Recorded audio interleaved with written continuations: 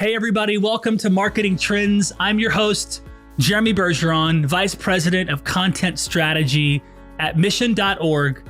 And today I have an incredible guest, Chief Marketing Officer, Brand Creator at Vella Biosciences, Bulbul Hooda. Welcome to the show.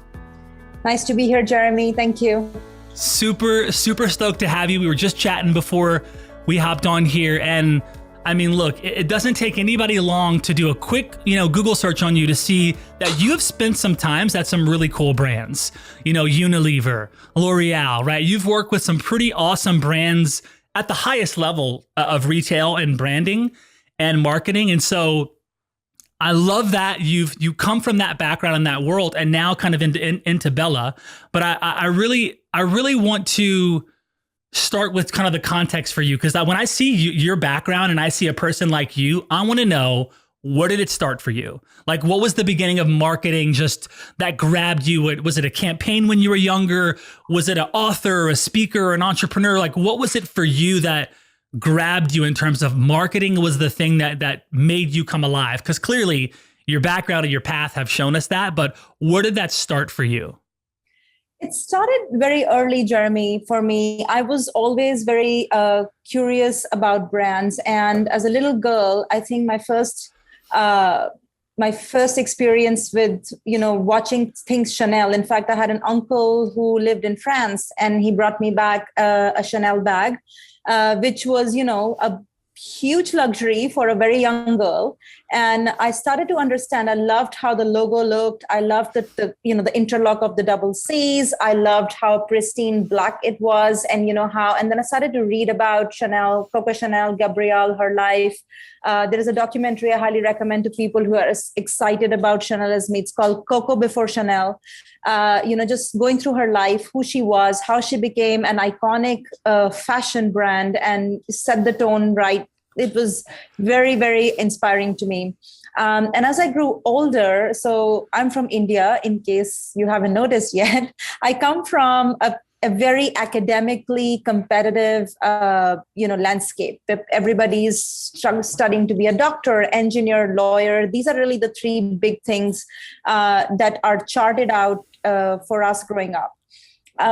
But given my background, given my family, I wanted to not compete with them anymore. So I started to say, all right, I'm not interested in sciences. Engineering is boring to me. I'm sorry for the engineers on the show here. I learned economics, and then I studied business as at my grad school. And I was very clear from the very beginning that it will ultimately culminate in a marketing career. And as my interview at L'Oreal, just sitting at the reception, it was a very long wait. I was waiting for about 45 minutes. And then I watched the campaigns around me on the walls in the office. I was like, yeah, I would totally kill to be here. This is what I want to do. So that's really how it began many, many, many years ago. Wow. So I noticed that senior brand manager was when you left L'Oreal at that. So what are some of the things you're working on there? What are the things you're exposed to? What are some of the things that you're really taking away from that experience at L'Oreal, from your role as a brand manager, from a marketing perspective and a leader? What are you taking from that experience? From L'Oreal, so L'Oreal was my home, that's where it all began. So I learned I learned how to build aspiration through brand language at L'Oreal. I learned very specifically that it's, you have to believe in what at L'Oreal you do that. You said, this is not a science. This is this more than that, to really deeply appreciate the consumer, but know how to build something that even they don't know they want. It's an innovation-led company. It's always first to market, and that's the ethos I take with me. That even if things are provocative, even if your focus group discussions are not giving you the right signals, believe in your gut. Find that intuitive marketing is what I learned at L'Oreal. My first couple of brands there were Maybelline New York, and then I've switched to skincare at Garnier. So both were in the CPD, the consumer products division, which was, and they are divided by retail channels. So I started at the CPD division at L'Oreal India.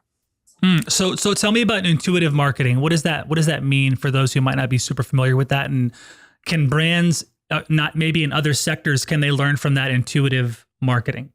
I think it is, your own intuition as a marketer, because marketing is, and there are some very big successful CPG companies that truly try to make it super scientific, where people, it's a well-oiled machinery. It's very tightly guided by research, and whatever research tells you to do is where you make your next moves. L'Oreal was different. And, it's not that there was no research, there was plenty of research, but there still came a point of decision making that needed a brand manager even to hone the leadership role and say, okay, what do I really feel? And to feel that obsessive curiosity about the consumer, I think that's really, something that L'Oreal, nobody can do that as well as that company does, truly and understand who your consumer is. And to do that, they would rely less on classical forms of research, but more on just your observations, just watching trends, watching it. Your inspiration could come from watching a fashion show as much as watching a movie, reading a book, or traveling. And these skills I acquired in my arsenal at L'Oreal as the 5 years I spent there. So can you talk about how that translates at Vella Bioscience now with your obsession with the customer, and especially in the narrative these days with the way the world is? I mean, I talk to CMOs almost every day, and it's interesting to hear how they're approaching the customer experience and how they're connecting with their customer and learning their customer and really being there in different ways, some traditional, some not. So I'm curious about how you're applying that into your current role now, because it seems like Vella Bioscience has a lot of momentum behind it. And clearly you're taking some of that from your L'Oreal days. Yeah, absolutely. And before that, though, I did spend another big chunk at Unilever, which is a company, that's right.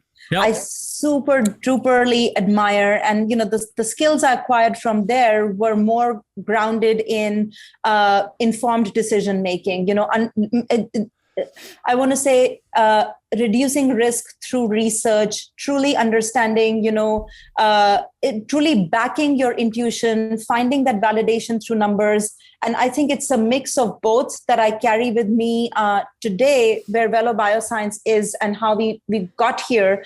Because Vella Bioscience, understand, my entire career has been in beauty. I've worked across various categories, from makeup to skincare to fragrances. Then suddenly there is a sexual wellness company. So it's in marketing, we often say, don't change all at once: your geography, your company, your category.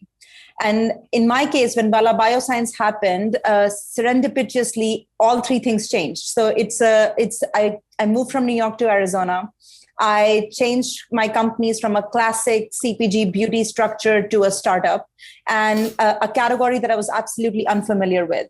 But I think the skill set that I most value here is that the deep understanding of the consumer that I learned at L'Oreal, and this is a category, again, very similar to an innovation at L'Oreal, where people don't even know yet that this is something that they're missing. There is no need gap you're filling as much as building an aspiration, bettering your life. There is a product here that's going to improve your sexual function, for instance. And this is something, it's a first of its kind. It's a breakthrough. To create that, I needed to have those skill sets in my arsenal that, one, believing in my intuition. Second, completely, deeply, obsessively knowing my consumer. And then the third bit, which is building a brand together, like piece by piece, and all the avenues that it entails, is something I truly learned at Unilever. So bringing all of that good stuff together is where, how Vella started. I love it. So, okay. So you've been at Vella Bioscience now. You're at your first year, I think, just over your first year there. Yeah. So, I always find it interesting to learn what were the first 90 days like for you in that role, right? Certainly there's a lot of stuff you have to look at in the short, mid, long term. You're entering into a segment that you don't know a lot about. You admittedly, you're like, this is a world I don't know a lot about. So you've got to do a lot of things here. You've got to certainly learn who she is and what she likes and how you're going to help her, your customer. And then also, of course, figure out what channels you're going to play in on the marketing side, what the team's going to look like. What are some of these things that you started to shape in your first 90 days at Vella Bioscience? So, it's a great question, Jeremy. And, because this being a startup, I did not have the luxury of a 90-day scenario. So it did not follow, it wasn't, we needed to get there very quickly. We were also in parallel in our seed 2 fundraising round. So my path was very similar to my previous roles where, first truly, burying myself in meeting consumers. I must have met around 270 Zoom interview. Yeah, I met a lot of women.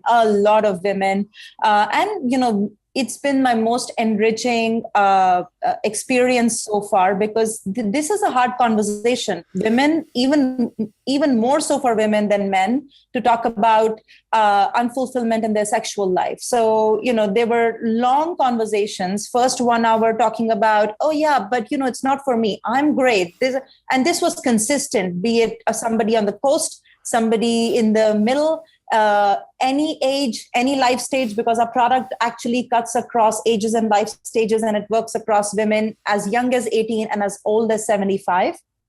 So that was really, truly enriching. But my biggest challenge was to share with my founders and my investors the vision that I could see, but it would take a few months to bring it to life. So, how do you do that? Every week, show them some bits that it's getting there because, Rome was not built overnight. It's going to take, and this was probably the fastest a brand has been built into market. We did all of this in under 10 months, which I think is unprecedented. Wow. So, yeah. So the 90 days were exactly half and half into one, unlearning everything I know from a category perspective and learn the new category. And then in parallel, evoke that confidence in the founders and the investors that, we know exactly what we are doing. Yeah. So how did you do that? How did I do that? Yeah. How did you do that? Because that's amazing and super important because clearly you were successful at that because the CMO role is the shortest tenure role amongst the C-suite. So anytime you have a CMO that's been in the role for a year or more, that person has done something, they've moved the needle and they're doing well. So, so I love how you've explained that. And I'm just curious, high level, how are you able to, learn the new category, get the right data, present the right data to investors, to present this vision of what you saw that they may not have seen. And I think that vision is really interesting for CMOs everywhere. Yeah. So I want to say it was a healthy mix of, hard work, good luck, and my communication skills. So good luck because sexual wellness category was already in a boom. And if anything, the pandemic accelerated that. So people were seeing that, in millions of adults around the world in isolation were seeking deep connections. And, a lot of times the connections were primal because sex is the one thing that hasn't changed. In everything around them was changing. So I think there was the luck of the moment. I hate to say that, but pandemic did very well for sexual wellness brands. Hard work. So my learning process was outside of my working hours, Jeremy. I don't recommend it. There were very many sleepless nights. There were very many all-nighters, but given my academic background in economics, I was very used to burning the midnight oil, so to say. So looking at other brands and talking to the consumers were outside of office hours. My office hours were specifically focused around radical transparency and communication, over communication, even if that's duplicative because I know what I'm doing, but now I also have the task of constantly telling everybody what I'm doing so that to evoke that confidence, because there are, we ended up raising $7 million, but they had to believe and see something to put the money on. So of course we had a scientific breakthrough, but to translate and communicate the vision on how we are going to position this brand that is going to be at the intersection of prestige wellness and sexual wellness. So it's going to be tailored to a prestige beauty and wellness consumer. Mm-hmm. But how's the packaging going to look? The packaging was going to come from China. So even though in my head, I know exactly what I want, it was not going to be available before 6 months. So, to find renderings, make a mock-up, comping, I want to say, what came in really handy are my very efficient assistant brand manager skill set of building comps, building things. And I guess my experience that led me to have that strategic outline on top of it that, okay, this is the communication I want to shower, but for this, I need to build these 5 things. So there was a lot of work, I want to say, but I again, the benefit of the pandemic, I had nowhere else to be. So it was the laptop and me and all the amazing agency partners and vendors that I was collecting along the journey. Yeah. So was this so obviously this is a product for women. Was this a product that you were like, hey, all your girlfriends, hey, I want you guys to all experience this. Give me your feedback. Did you have some of that kind of internal kind of passing around your own personal circle of kind of colleagues and friends? Or did you kind of stick to more outside talking to, other people about their experience with it? So, I always test a few with like what I call the family and friends round. But this product needed me because, for the most part, the categories, like I said, it was a brand new category. And a lot of times your friends and family are very kind to you. So, right. So we didn't need as much as the family and friends round for this category because we had clinical data.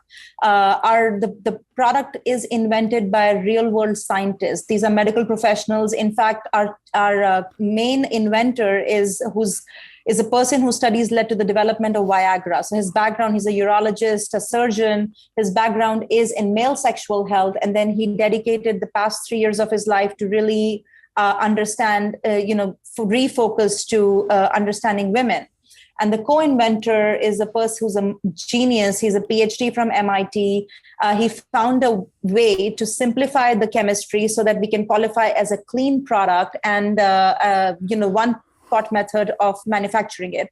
So they did a lot because they both come from such sciencey and science mindset. There was a lot of clinical testing that had already been done. So the one thing we did not need to prove is that this product works. That was already a big check. But to tailor it into a proposition that will fly with people or not. So of course there was family and friends, and unfortunately for this category, it's a more awkward conversation with your friends as it is with people you don't know at all.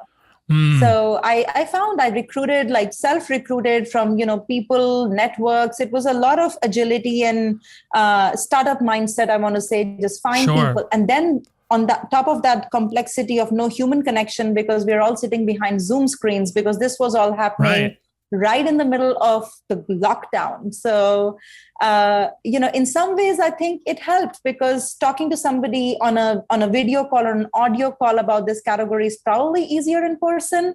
Once I committed to the category, it was not hard for me to ask the questions at all, but I could understand that not everybody is going to be as uninhibited as I was. Yeah. Sure. Wow. That's so interesting. So when it came time to, thinking about what channels you were going to play in, right? Because I know if we fast forward a little bit, I saw recently that you've gotten into some retailers, correct? Yeah. So I'm curious about the early days of, were you already planning on the retail play? Was that from past experience? Or so did you start with kind of a D2C play initially and then build retail into it? Or how did the initial launch go from then till now you're in a bunch of really cool retailers?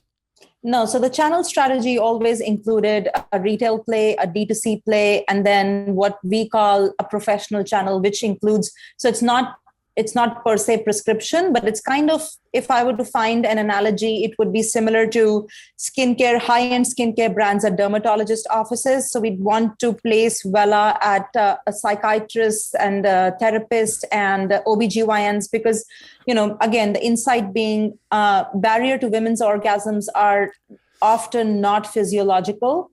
So they're going to professionals to seek help for their mental well-being or, probably some other concern. We wanted to place the product there. So that is just starting now.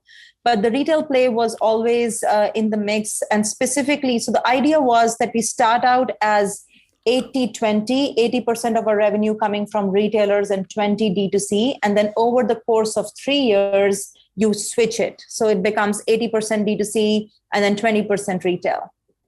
So how did you get into retail? Was it pretty easy based on just relationships you had established? Because it seems like, hey, there's a lot of great D2C brands that maybe want to go retail and haven't been able to do it yet. Yeah. So it seems like you were able to do that pretty easily. Well, it's looking easy now. That's for sure. It wasn't easy then. No. And I think, again, so let's take a step back and see what was happening in prestige beauty retail in the pandemic year. So two things were happening because of the pandemic. Beauty was declining in especially color cosmetics. North America is a color cosmetics market. But second fold, what we are seeing is Gen Z becoming a critical purchasing group. And it's not just the millennials anymore. So younger kids have more money, they're buying stuff, but they are more leaning towards wellness categories, self-elevation, improvement. And this could range from health supplements to, a Peloton bike to Lululemon versus the Gucci bag, different codes, and sexual wellness. And then the retailers were understanding that if they're losing these customers, they want to quickly innovate and bring in new categories so that they can bring back these consumers. That said, there are still very many sexual wellness brands that are not yet at retail. I want to say then at this point, it will be, I humbly want to give ourselves a pat on our back that we made something that was undeniable. So it came from the scientific prowess. It was a breakthrough. The product works, clinically tested. And, North America is a great place for indie brands because the barrier to entry is very low. You could start a brand and, sell it to retailers, put it on a website, do D2C business. But there is a lot of merit and credibility that comes from having that scientific proof of performance and then backed by building a brand that totally immediately the retail buyer can see placed on their shelf because this was again very strategically thought through to destigmatize female pleasure. There is so much shame around the word orgasms, vagina. These are taboo terms to the point that we can't advertise these terms on social media. We can't advertise sexual wellness brands on social media. So in order to destigmatize this, in order to normalize this, we wanted to build something that looks as prestige or as aspirational as their skincare or their daily beauty ritual, so that it can no longer be your dirty secret hidden in the nightstand, but proudly sitting next to your repertoire. So you already have a big check that it works, and now there is also a brand that immediately is a department store play or a open sell play, and therefore it was a no-brainer that we were able to be. The meetings were unanimously resounding support that yes, we want it. Let's see how quickly we can bring this on. Wow. So how, you mentioned not being able to really advertise on social media, right? And especially, that would obviously be a big play for you. What have you kind of done to navigate that when I'm sure there's creative things you can do to create content on social media. But yeah, kind of what's your approach there? Because obviously there's some blatant things you're not able to do now. Yeah, no, that was definitely, a small setback in learning. Every time we put an ad out, our website would get blocked. And then, it was a whole process. You wait out 7 days. So thankfully, we were beta testing this 2 months before launch to see, where are we going to take this and what's going to happen. I think we've pivoted quite smartly. So we use social media, no doubt, both for organic community, but also for advertising. What we end up doing, Jeremy, is that we collect email signups through our ads on social media. So we now know that we are only talking to people who are genuinely interested. And therefore, email marketing I can't say that it has completely replaced social media advertising, but it has arrested a lot of that loss for us. And it's a 30% of our revenue channel, email marketing is. Wow. And then beyond that, well, Google, we use paid search a lot. So the ads are on Google, both display, shopping and search words. And then what we use social media for is advertising through influencers. So influencer strategy combined with email strategy has sort of helped us navigate a bit the restrictions on Facebook ad blocks. What about affiliate partnerships? Would that be a big opportunity for you? Yeah, so we do some affiliates for sure. We've recently partnered with Bonsai, which is an affiliate with some of the key publications of interest to us. We also partner through, like, I want to say, big ticket items like Allure Magazine, Women's Health. So we do like a 360 partnership where there will be a native article and a surround sound promotion around it. We've done some dedicated newsletter sponsorships where, we are going wherever our audience is. So emails like Girls Night In, Elephant Journal, that play is also happening. But for the most part, and social media and blogs are very critical for us to constantly educate our customers. So, it's a lot of things that play at the same time. How about direct mail? Have you done any kind of traditional stuff in the direct mail world? Not quite, not as yet. But I wouldn't say that we won't try it in the near future. We just haven't gotten around. It's only been 5 months of launch for us. And things have been, our marketing calendars are tight. We are beating our D2C goals month on month. So what we are trying now is currently working, but there's few things that we still need to test and learn. For instance, subscription boxes and direct mail. So these are some of the pegs that will soon to come. I want to say in Q1. I love that. Super cool. So kind of in reflecting, on the past year that you've been there, I just want you to reflect on, what's been the most challenging day, and what was that about, and then what's been the most amazing day in that year? Because I know there's been some awesome things you've accomplished, but if you just think of two, what's been a really tough day, really challenging day in the year, and then what's been a really awesome day in the past year that you've been there? So my awesome day and the tough day were consecutive. It started with the best day of my time at Vella was the first ever day when Niall, the CEO, picked up the phone and rang me and said, and we were connected through somebody, and he said, well, I've heard about you. This is what we are doing. We have a scientific breakthrough. And, to dramatize a little bit, there is a white lotion in a bottle, and we want to make this into a consumer-facing brand. I think that gave me the chills of excitement. I couldn't wait. I was like, so everything that I have learned so far in these past 15 years, now is the time to, put this to some sort of execution and really create. Because, in your corporate structure, even though you're doing some awesome things, there is not complete ownership. So this was the chance, and it was the best day. I couldn't believe my luck that something like this came by. And like I said, I had a personal relocation. So I was looking for something truly challenging and exciting. But even in that imagination, I hadn't thought that something like this will come to me, and it did. The toughest day was the second day, because once I said yes and really excited, I was like, oh my God. What?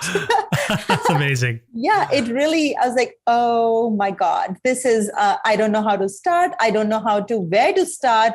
I don't know how will I convince these people that I know exactly what I'm doing, because one had never been a one-person army before. Like it had never happened. So, the accountability, the responsibility, and also finding, like truly asking yourself that, have I bitten more than I could chew? Like, what has happened? That was, I want to say, a week.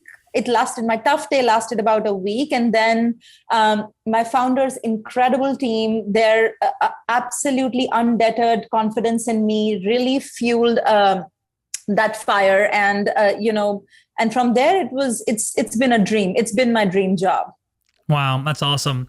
So when you first started, and kind of initially, did you go to kind of building a team, or you kind of the first person in the marketing department was you? And did you go about building a team quickly? Did you bring on agency partners before that? Kind of what's your view on building internally versus hiring externally, since you come from some of the big brands that certainly work with agencies? Yeah, so you're absolutely right. I do come from and I believe in agency partnerships very strongly. So my entire marketing team is external. We've got 4 different agencies. We've got somebody who looks after just PR and influencer strategy. There is another agency that does social media community management, yet another who do the website and all the updates. So and digital marketing. So that's a separate leg. And the 4th one is a creative agency. And the reason was, one, at the very beginning, like I said, we were also raising funds at the same time. And, the team and the work streams were still evolving. Plus, given the place we were at, I needed experts and all hands on deck. So while I also truly believe in grooming and leading a team, and I've done that, there was just not that time in a startup structure to get to market as quickly as we did.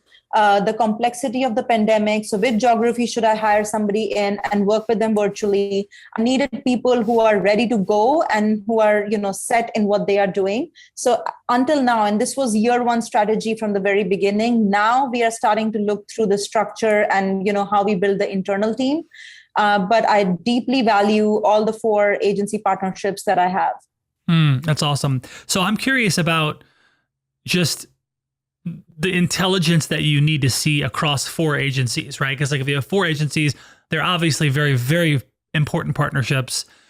Where do you go? Do you have something like a dashboard that you're able to see? Okay, this is what I'm the most important data, or business intelligence across the 4. Here's the creative. Here's the social stuff. Do you have something you're looking at, or do you have to go to 4 different people 4 different times to learn and kind of get the information you need to report it, to change directions on it? Seems like that's a lot of relationships you have to kind of manage. Yeah, so it is a lot of relationships, and which basically means a lot of emails in my inbox. But no, I collate the information. I keep in very close contact with my agency partners. We are chatting every day, and we meet at least once a week. Cool. And then from there, my reporting back to, whether it's for the investor newsletter or for my team I meet every week. And then for the investors, we try to report back once every quarter. But just in these 5 months, we've already reported 3 times.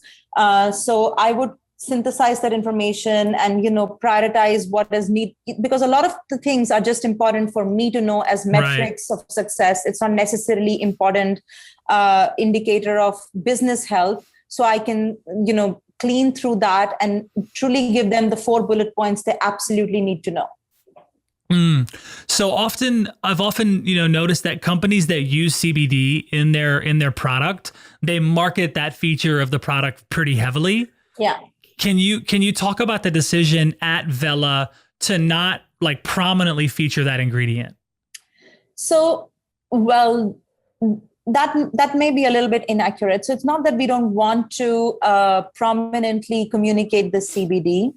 What we want to differentiate very categorically is that this is not yet another CBD brand. So we are not selling CBD as a lifestyle choice that, it's because our CBD is a pure CBD isolate. So this is not going to give you any psychoactive effects that may or may not happen through broad spectrum or full spectrum CBD. I think our story is so much stronger because our product is science-backed. So what makes Vella famous is our proprietary technology, and CBD happens to be it's the a component of that. Yeah. Exactly.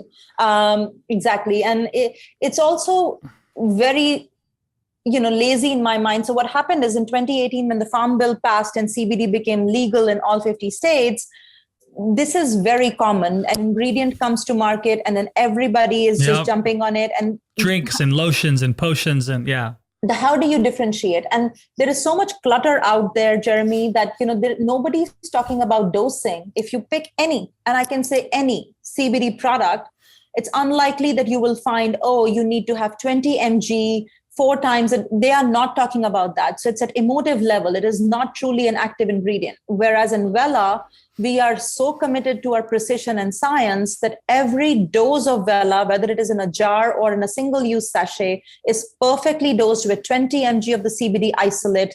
Now it's nano encapsulated in our proprietary technology, and therefore the product works. So we will never I love shy. that. Yeah, we will never shy away from saying that this is a CBD product, Sure. but that's not what makes it special. Yeah, I love that. I think that's really smart. I think you could present all of this information from either hand and say, "Oh, look, CBD is huge. 2018 Farm Bill passed. Let's paint the walls with CBD. It's the miracle. Let's talk about it." Versus, "Hey, wait a second. What if we were to, acknowledge that, but also separate ourselves from that kind of, umbrella of all of these brands?" And I think that's a really smart play. Because I think it also poises you for longevity, on the shelf for years, and of course, certainly direct to consumer as well. But I just love that play, and I think that would have been one that you could have gone either way with that, and I think that's really smart. Also, it leaves room. So, our company's mission is to sexually empower every woman, and as we start to develop our portfolio tomorrow, another product that we are innovating may or may not use CBD as the core ingredient. So we don't want this company to be known for the ingredient, but known for its pure science in service of sexual empowerment. Mm-hmm. Yeah. And also, I mean, I was curious about, will there be additional lines of products as well coming down it seems like there's an open space for that. Okay. So many. Yeah, because I'm like it seems like they're making a lot of waves with this one, and there's no doubt that why not add additional things, especially with the success you've had so far. So that's exceptional. How about just the challenges in marketing a product that, has some ingredients that can be cannabis and other things that can be more challenging? Well, how do you kind of look at that, and what are some of the challenges related to marketing a product like that? Well, the challenges, thankfully, after the bill of 2018 are still fewer, but the two immediate ones, and they're easy to navigate. The two immediate ones that come to my mind are one, using Shopify or Magento as your website management tool. Their payment processors do not allow CBD products. So what you do need is an additional app, and we use Pinwheel to navigate that. The second thing is in paid search. So if the product has CBD, the ads cannot be targeted to people under 18 years of age, which for us was not a problem because given the age of consent is 18, we were anyway going to market our product to 18 and over. The other challenge, actually, there is a third, of shipping the product internationally. So a lot of countries, you cannot ship CBD products. Canada even. So unfortunately, we have so many excited consumers wanting to try Vella, but we can't. We will need to set up a manufacturing plant in Canada. Wow. Yeah. So I want to say these are the three challenges that I can immediately think of. And so you had to do that? You had to literally set up manufacturing in all these places? We are looking to do that. Yes. So we are finding contract manufacturers in Mexico, in Canada. So CBD is not illegal there, but shipping CBD is not permitted. So as long as the plant is in the country of business, it's not a problem. So, okay, that's really interesting. So I'm curious about your view on just using your data to the best of your ability, right? I know a lot of marketers really try to get a better understanding of how to use it the best way. And I'm always curious about marketing leaders like yourself. Like, how do you think marketers should be utilizing their data sets, and what strategies do you use when it comes to looking at the stories your data is telling you? I think data is critical because that's the only measurable metric of success. Now, I would say, though, cautiously speaking, I would use it to tell my story, but the data is not my story. So, if I want to position how we are performing on social media, I would love to sprinkle it with data so that this is now not debatable anymore. When I tell you that I put out this one post and it generated X number of impressions, X number of engagement, X number of comments, and everything that we do, we always first set up the KPIs. And every activation is then measured against those KPIs. And the KPIs come very simply from the goal. What is the goal? Is the goal brand awareness? So what does that mean? It means how many site traffic we were able to generate. Is the goal increasing followers on social media? Then what does that mean? Should we, how should we go about it? So everything is first set out as KPIs and then measured. Likewise for paid advertising. So for Google, we set out a return on advertising spend, ROAS KPIs at the beginning of every month. And that takes into account competitors' performances, the landscape itself, if there are any advertising regulations that have changed, and so on and so forth. And at the end of every month, we will evaluate, okay, where are we versus our goal? Exactly like that for email marketing, that, we are hoping that we set out this promo. What are we hoping to achieve? That it should give me a lift of 23%, 24%. And where do I come up with these KPIs from? It's a mix of past experience, obsessively reading marketing literature that is available out there. So, you just have to, I subscribe to every database out there to really see what's happening.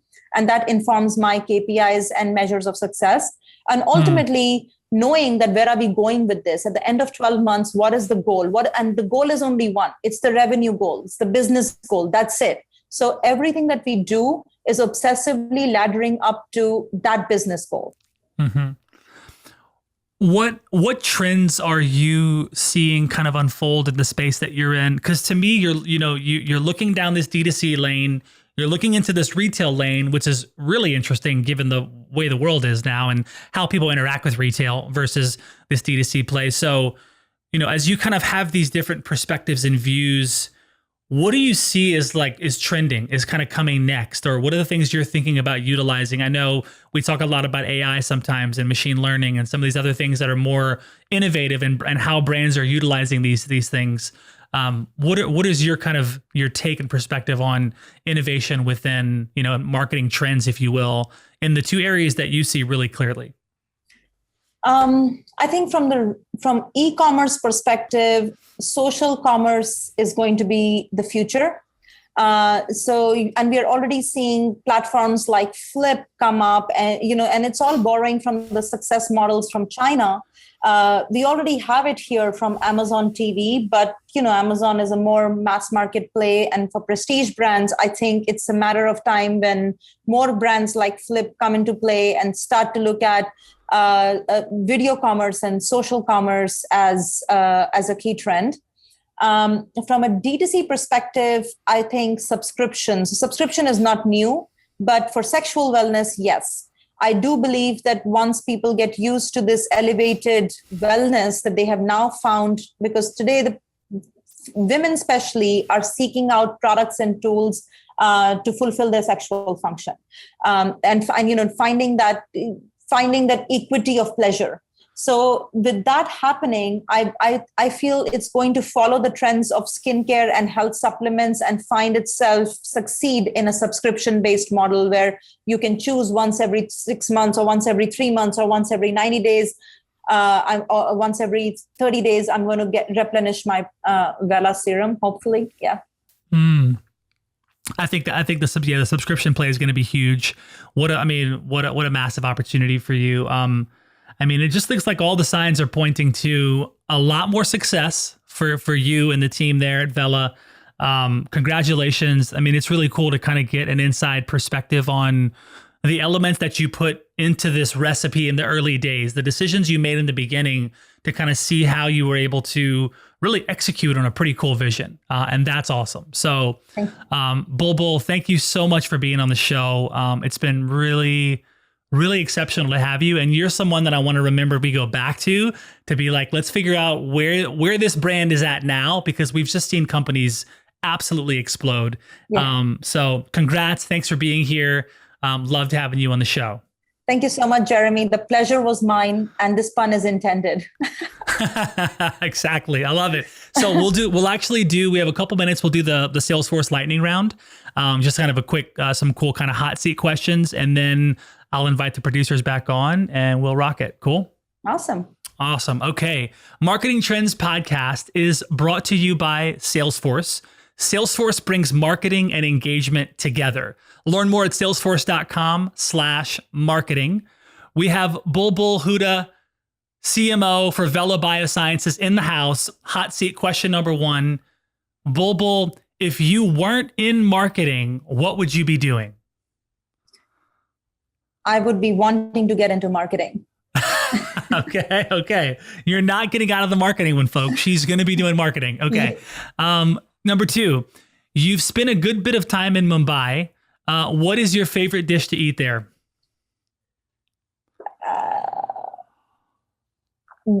So it's the street food. It's they all clubbed under snacks. It's not a meal. Very spicy. Okay. And I want to say, I'm happy to tell you what it is. I love bhel puri. So it's BHEL, bhel puri. Okay. Bhel puri. I like it. Awesome. What is your favorite part about working in this industry you're in now, in this kind of skincare, beauty, sexual wellness industry? My favorite part is, Jeremy, that it's actually going to be, it's already been 15 years and not for a single day I've felt I've worked a day in my life.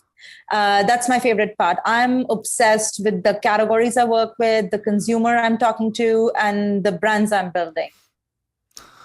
Love it. Least favorite marketing buzzword? God, so many. That's what I hear a lot. It's funny. Oh my God. What is the promotional plan? Oh my God. Okay. I love it. Okay. Last question. What is your best advice for a first-time CMO and head of brand creative? My first and my only advice is start thinking of everybody around you just as people, not as a commodity, not as a customer.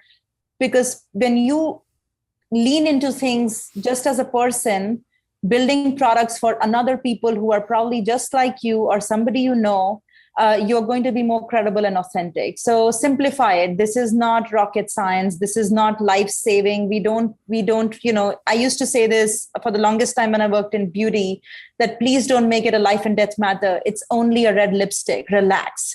So, just take it easy, breathe through it, and obsess with people. I love it. Bulbul, thank you so much for being on the show. Everyone listening, thanks for tuning in. Check out Vella Bioscience. This company is dedicated to women's sexual empowerment. It's got this amazing product for women called the Women's Pleasure Serum, created by the minds behind Cialis and Viagra. So we're talking about, when she talks about the IP and the technology and what this is really doing for women all over the world, phenomenal stuff. So congrats again, Bulbul. Thanks so much. We'll see you again soon. Thanks for being on the show. Thanks, Jeremy.